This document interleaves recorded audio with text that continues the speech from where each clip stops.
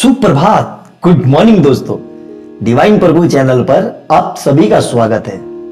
हम ईश्वर से आपके मंगलमय और हितकारी जीवन की कामना करते हैं।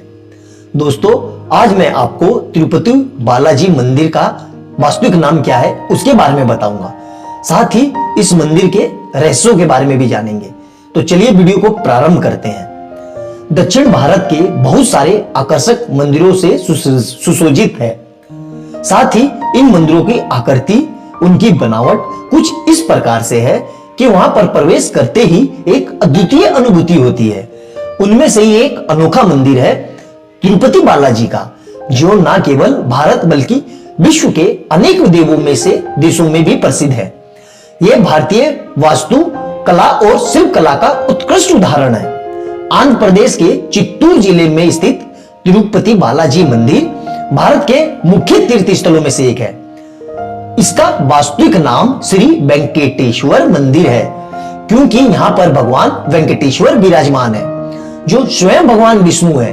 यह प्राचीन मंदिर तिरुपति पहाड़ की 7वीं चोटी, जिसे वेंकटाचल के नाम से जाना जाता है, पर स्थित है। ऐसी मान्यता है कि वेंकट पहाड़ी के स्वामित्व के कारण भगवान विष्णु को भगवान वेंकटेश्वर कहा गया है। तिरुपति बालाजी की शिल्प कला तो अद्भुत है ही, साथ ही इस मंदिर के विषय में कुछ ऐसे आश्चर्यजनक तथ्य और रहस्य हैं जिन्हें जानकर आप स्वयं ही भगवान वेंकटेश्वर के दर्शन के इच्छुक हो जाएंगे। आइए जानते हैं क्या है वह तथ्य। नंबर 1, प्रतिमा की स्थिति। जब आप मंदिर के गर्भ प्रवेश में प्रवेश करते हैं तो आपको लगेगा कि भगवान श्री वेंकटेश्वर की प्रतिमा गर्भगृह के मध्य में स्थित है। आप वहां नतमस्तक होते हैं और भगवान का ध्यान करते हैं, परंतु जैसे ही गर्भगृह से बाहर आएंगे तो अचंभित रह जाएंगे, क्योंकि बाहर आकर आपको ऐसा प्रतीत होता है कि भगवान की प्रतिमा दाहिनी ओर स्थित है। रोचक बात यह है कि प्रतिमा को इस प्रकार स्थापित किया गया है कि मंदिर में आने वाले प्रत्येक भक्त का अनुभव समान ही रहता है। अब यह केवल भ्रम है या कोई महिमा, इसका पता आज तक कोई नहीं लगा पाया। नंबर 2, स्त्री और पुरुष दोनों के वस्त्र धारण करते हैं भगवान वेंकटेश्वर। माना जाता है कि भगवान के इस रूप में माता लक्ष्मी भी समाहित है। इसी कारण स्त्री और पुरुष दोनों के वस्त्र पहनाने की यहां पर परंपरा है। नंबर 3, बालाजी की प्रतिमा को आता है पसीना। मंदिर में बालाजी बहुत आकर्षण प्रतिमा है। यह एक विशेष पत्थर से बनी हुई है, परंतु यह इतनी जीवित है कि ऐसा प्रतीत होता है जैसे भगवान स्वयं ही विराजमान है। ऐसा देखा गया है कि बालाजी की प्रतिमा को पसीना आता है। प्रतिमा पर पसीने की बूंदी देखी जा सकती है, इसलिए मंदिर में तापमान कम रखा जाता है। नंबर 4, बालाजी का अनोखा गांव। वेंकटेश्वर स्वामी मंदिर से 23 किलोमीटर दूर एक ऐसा गांव स्थित है जहां गांव वालों के अतिरिक्त कोई बाहरी व्यक्ति प्रवेश नहीं कर सकता। यहाँ के लोग बहुत ही अनुशासित और नियम वाला जीवन का पालन करते हैं। मंदिर में अर्पित होने वाले पदार्थ जैसे कि पुष्प, फल, दही, घी, दूध, मक्खन सब इसी गांव से आते हैं। नंबर 5, गुरुवार को चंदन का लेप लगाया जाता है। प्रत्येक गुरुवार को चंदन का लेप लगाने के बाद अद्भुत रहस्य सामने आता है। भगवान बालाजी का श्रृंगार हटाकर स्नान कराकर चंदन का लेप लगाया जाता है, और जब यह लेप हटाया जाता है तो बालाजी के हृदय में मां लक्ष्मी जी की आकृति दिखाई देती है। नंबर 6, मंदिर में दिया कभी नहीं बुझता। श्री वेंकटेश्वर स्वामी मंदिर में एक दिया सदैव जलता रहता है।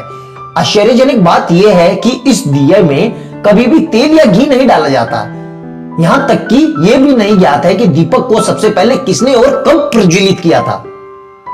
नंबर 7, पचाई कपूर। वेंकटेश्वर पर पचाई कपूर लगाया जाता है। इस कपूर के बारे में कहा जाता है कि यह किसी भी पत्थर पर लगाया जा सकता है, तो पत्थर में कुछ समय में दरार पड़ जाती है, लेकिन भगवान बालाजी की प्रतिमा पर इस पचाई कपूर का इस प्रकार का कोई प्रभाव नहीं पड़ा है। नंबर 8, असली है बालाजी के केस। कहा जाता है कि भगवान वेंकटेश्वर के केस असली हैं, जो कभी उलझते नहीं हैं और हमेशा मुलायम रहते हैं।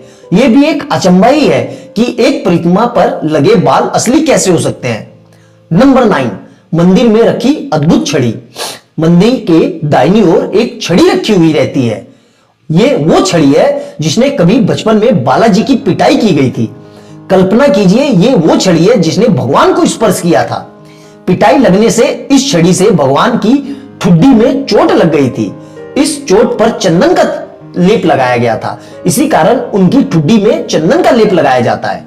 नंबर 10, प्रतिमा से आती है लहरों की ध्वनि। भगवान वेंकटेश्वर की प्रतिमा पर कान लगाकर सुने तो समुद्र की लहरों की ध्वनि सुनाई देती है।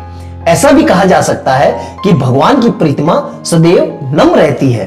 तो दोस्तों, ये जानकारी आपको कैसी लगी? आशा करता हूं कि आपको बहुत ही आनंद की अनुभूति हुई होगी।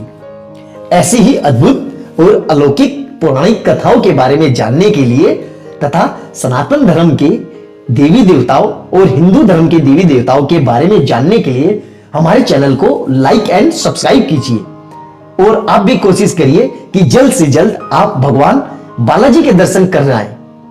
आपकी भक्ति सच्ची और अच्छी होगी तो भगवान आपको जरूर आपका इच्छा रूप फल देंगे।